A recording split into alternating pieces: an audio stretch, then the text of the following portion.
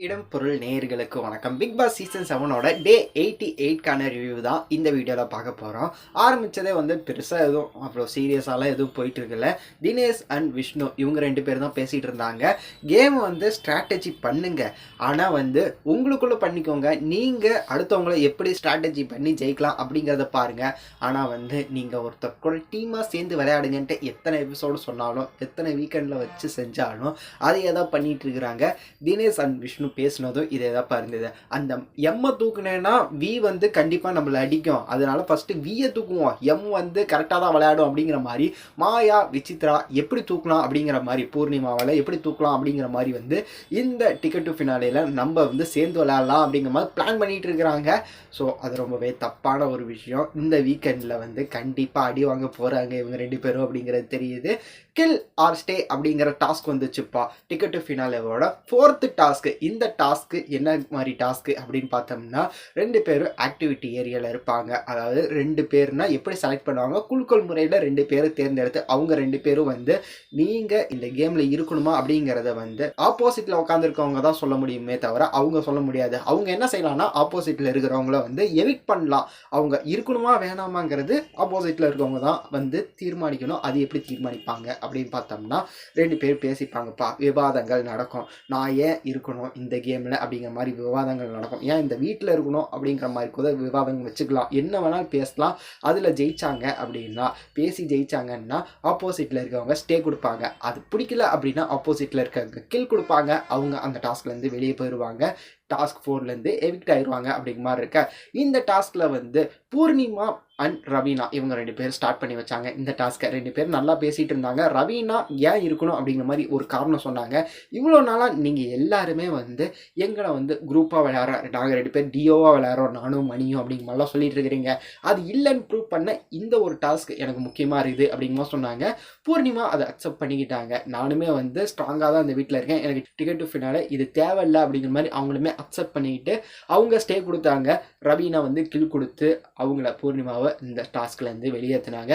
Dinesh and Vishnu இவங்களோடதும் கொஞ்சம் பார்க்க சுவாரஸ்யமாக இருந்து 2 பேருமே வேலையான பஞ்ச் தான் சொல்லிட்டு இருந்தாங்க. நான் இந்த டிக்கெட் டு ஃபினாலேலாம் எனக்கு தேவையில்லை அப்படிங்கிற மாதிரி தினேஷும் சொன்னார், விசித்ராமும் சொன்னாங்க.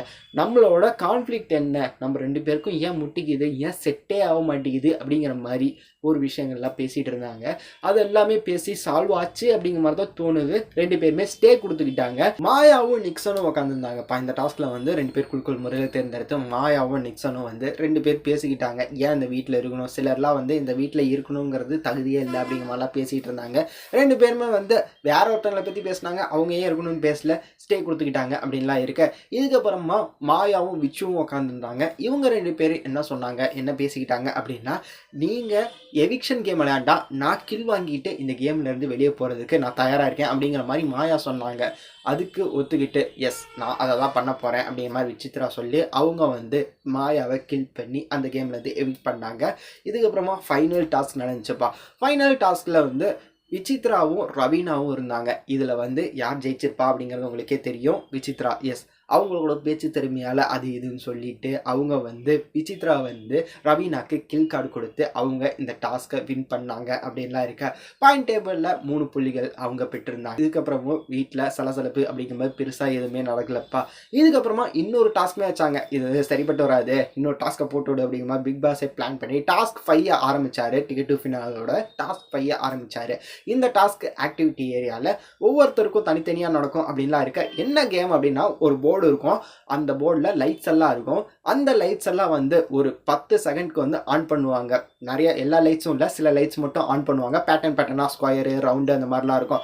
அது எந்த லைட்டு அப்படிங்கிறது கரெக்டாக போய் சுவிட்ச் ஆஃப் பண்ணணும். கரெக்டாக ஆஃப் பண்ணல அப்படின்னா தப்பாக ஆஃப் பண்ணுற ஒவ்வொரு பல்புக்கும் நெகட்டிவ் பாயிண்ட்ஸ் அப்படிங்கிற மாதிரி கொடுத்து இந்த கேமில் யார் வின் பண்ணுவாங்க அப்படிங்கிற மாதிரி பார்க்கலாம். அப்படின்னு பார்த்தோம்னா விஷ்ணு ஃபஸ்ட்டு ஆரம்பித்து வச்சார். அவர் சூப்பராகவே விளையாண்டார். அவர் தான் இந்த டாஸ்க்கை வின்மே பண்ணார்.